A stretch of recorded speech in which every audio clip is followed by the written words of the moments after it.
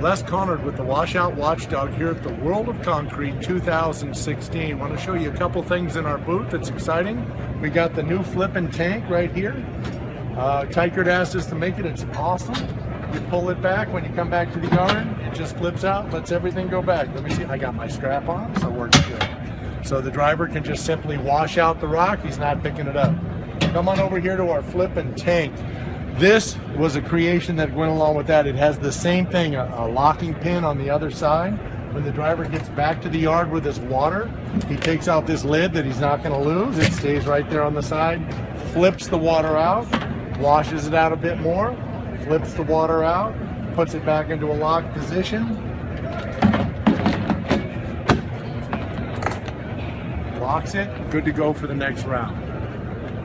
Over here we have something called the Bulldog bucket, and our Bulldog bucket is really awesome. It goes right on the DOT bar, and when we put it on there, it's actually a bucket and a tank all in one. You're good, sir. What we've got here is a same pull pin. Slide it out, swing your chute over and wash it. It can be used with a tank just like it is, but it's meant to be a standalone bucket. It's $700. This is nice. This is called the flip bag rack. And what that allows us to do is to keep it in place as it goes down the road, but when they get back to the yard and they take this out after they've drained the water out, they simply lay it back in the rack and slide it down. They're not picking it up.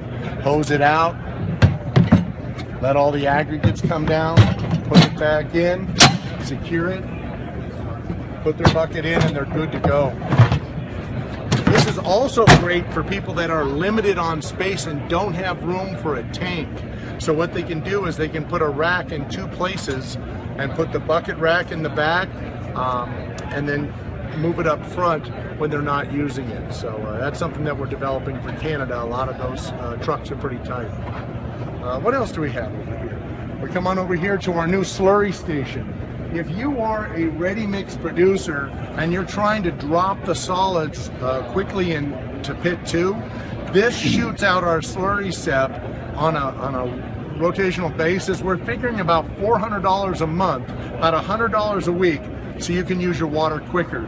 It's got a lid on it, so it's totally protected. If you come on over here, Howard, we've got a tank inside that's going to be filled with slurry sep, and then we're going to have an air compressor that pumps it out in small doses. All the electrical will be inside, everything will be encased, and it's built in one of our porta pits. So as you can see, if you come over here, it's got the forks in there, so if you ever had to move it around, you just unplug it and move it. Again, these are our porta pits that we have, and again, we're talking about for concrete producers that they can have a virtual rental station where you rent out 2 of these bins, a boom pump bin and a boom box for water storage, and when it's filled up, you simply have them hook it up and pump the water out. They're going to dump the concrete and rent the bin from you, and you only drop it off on the beginning of the job and pick it up at the end. So it's a win-win for everybody, and something I would encourage you to look into. If you're a contractor, you can own your own bin, and then you can make arrangements with your ready-mix producer to take the water back. The water's the problem, not the concrete. We have to capture the water. What do we do with it? We take the water back to our plant. Again, we have our chemicals, our slurry sep that makes particles drop, and that's what the slurry station's using. And then we have our slurry dry that actually takes water and dries it out into a gel. It's the same stuff that's in a diaper, so it passes the filter test. The water doesn't leave in a stream. Yes, it's moist, but it passes that filter test, so we can put concrete water in the trash. This is certainly more expensive to do. You want to get rid of the water as it clarifies, and then that last little bit you can dry and throw in the trash. So if you're a grinder or a polisher and you're using a little dog and you get that water and you're able to put it in the sewer, that last little bit you can put there and then throw it in their dumpster, everything that's inside, and you're good to go for your next job. Got to tell you, World of Concrete 2016 has been great. For everybody who stopped by, I want to give you a big thank you. We've enjoyed talking to you. And for those who didn't make it to the World of Concrete 2016, the weather's better at home, no matter where you're at. We have people from Alaska, people from Connecticut. They're all like, it's 20 degrees warmer than Vegas. So you didn't miss anything weather-wise, but you did miss out all the new stuff at our booth. So we wanted to shoot that out in the video. We'll see you next time.